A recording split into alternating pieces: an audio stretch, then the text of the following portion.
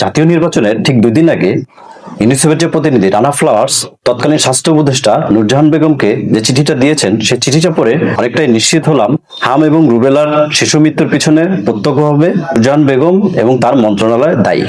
আমি চিঠিটার অংশ কমেন্ট সেকশনে আপনাদের দিয়ে দিচ্ছি।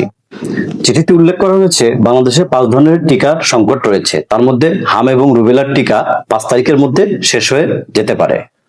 এটা নিয়ে বিশেষ সতর্কতা দেওয়া হয়েছে। আরো উল্লেখ করা হয় পোলিও, টিটিনাস এবং হাম ও রুবেলার টিকা যথাক্রমে 15, 22 এবং 28 ফেব্রুয়ারির মধ্যে শেষ হয়ে যাবে। সেক্ষেত্রে বাংলাদেশকে আগাম সতর্কবাণী দেওয়া হয় টিকা সংগ্রহের জন্য।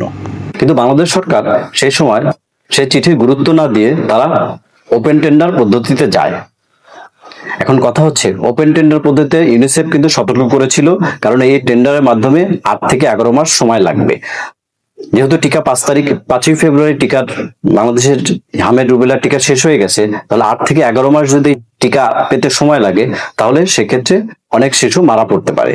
এই সতর্ক সংকেত তৎকালীন স্বাস্থ্য উপদেষ্টা শোনেননি, যে কারণে আজকে শিশু মৃত্যু বেড়ে গেছে, জীবন রক্ষার টিকা স্টক শেষ হয়ে গেছে। এখন কথা হচ্ছে, তৎকালীন স্বাস্থ্য উপদেষ্টা ইউনিসেফের এই সতর্কবার্তা না শুনে ওপেন টেন্ডার পদ্ধতিতে টিকা কিনতে গিয়ে আসলে কত টাকা সেভ করতে চেয়েছিলেন। ইউনিসেফ বলেছে বিশ্বের অধিকাংশ দেশ ইউনিসেফের মাধ্যমে টিকা সংগ্রহ করে। শুধু তাই নয়, ইউনিসেফ বাংলাদেশকে শিশু মৃত্যুর হাত থেকে রক্ষা করতে 2 দফা প্রস্তাব দিয়েছিল অগ্রিম টিকা সংগ্রহের জন্য, যাতে বাংলাদেশের রাজস্ব বাজেটের আগেই 50% টিকা সংগ্রহ করা যায়। এমনকি ইউনিসেফ এ প্রস্তাবও দিয়েছিল বাংলাদেশকে 3 থেকে 4% কম মূল্যে টিকা সংগ্রহের জন্য, যেন বাংলাদেশের শিশুরা মৃত্যুর হাত থেকে রক্ষা পায়। কিন্তু তৎকালীন স্বাস্থ্য উপদেষ্টা সেটা আমলে নেননি।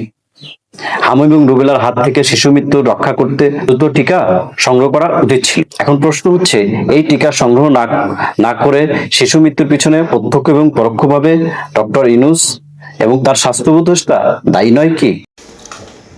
আমাদের ভিডিওগুলো নিয়মিত পেতে লাইক, কমেন্টস এবং সাবস্ক্রাইব করে দিবেন।